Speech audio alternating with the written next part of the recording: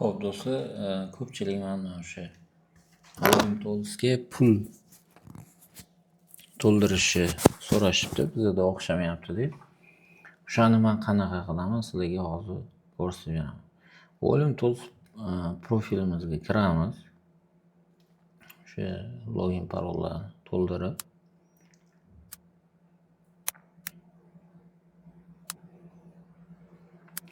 captcha terish kerak bo'libdi. Xo'p, kirganimizdan keyin mana hozir balansimda 5 ta kredit turibdi. Именно bizi add credits mana o'ng tarafdagi bu yerda litsenziyalar, ya'ni qaysi programmalarga litsenziya sotib olsa bo'ladi. Kerakini olib ishlatish uchun bookmap bor, misol uchun boshqalari. Xo'p, mana bu yerda add credits degan menyu bor. Именно o'shani bosamiz. Bosganimizdan keyin yana teparoqda mana add credits bor. Xo'p, shu yerda qancha pul to'ldirishimiz kerakligini mana bu yerda avtomatik chiqadi yoki ruchnoy pastga yozsak ham bo'ladi. Kelaylik, proberka uchun $5 пополнение qilib ko'ramiz. Xo'p, USDT Tron serveri orqali пополнение qilamiz и все. Xo'p, mana qaranglar, bu yerda QR kod beryapti.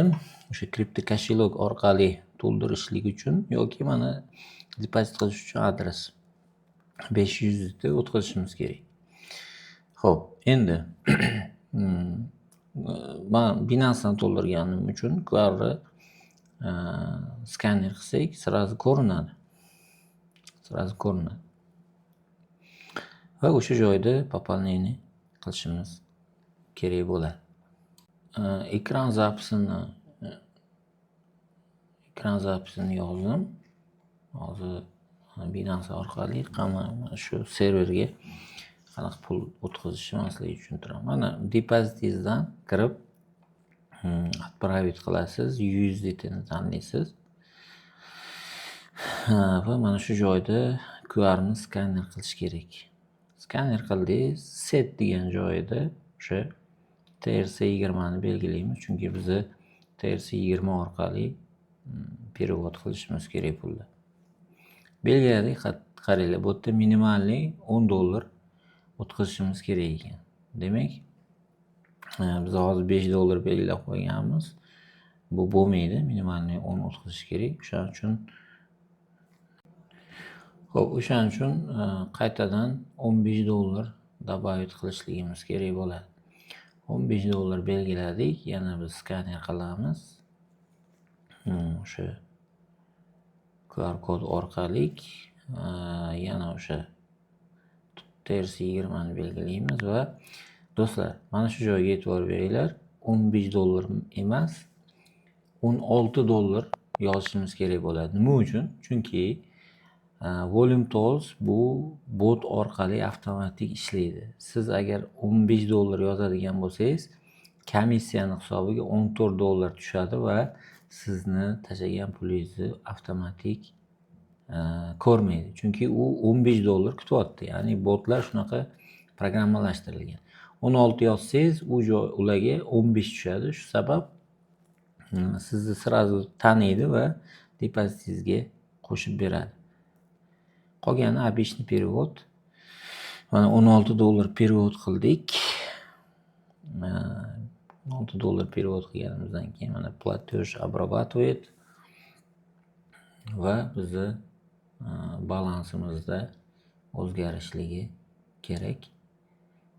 O'zi tepada mana o'ng tarafda ko'k yozuvda платеж обработка bo'ldi degan yozuv chiqadi ingliz tilida va balansimizga qo'shilishligi kerak momental. Kutib turamiz. Tepada qarasanglar ko'k yozuv chiqdi. Bu bizni balansimizga pul tushganligini bildiradi.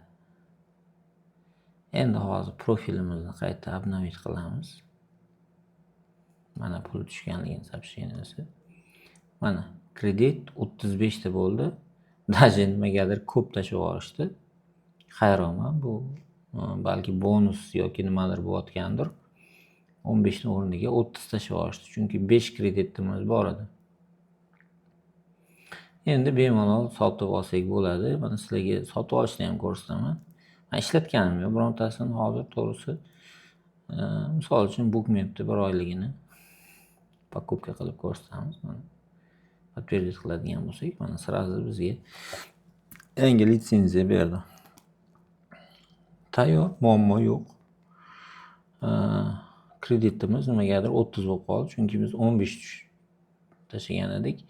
Balkim sistema adashgan bo'lishi mumkin, chunki 2 marta zapros jo'natganligimiz uchun, пополнение qilish uchun 1 marta tashlaganimizda 2 ta bo'lib tushib qoldi. Yoki qanaqadir hozir bonusmi nimadir ketayotgan bo'lishi mumkin. Mana 2 ta 15 turibdi.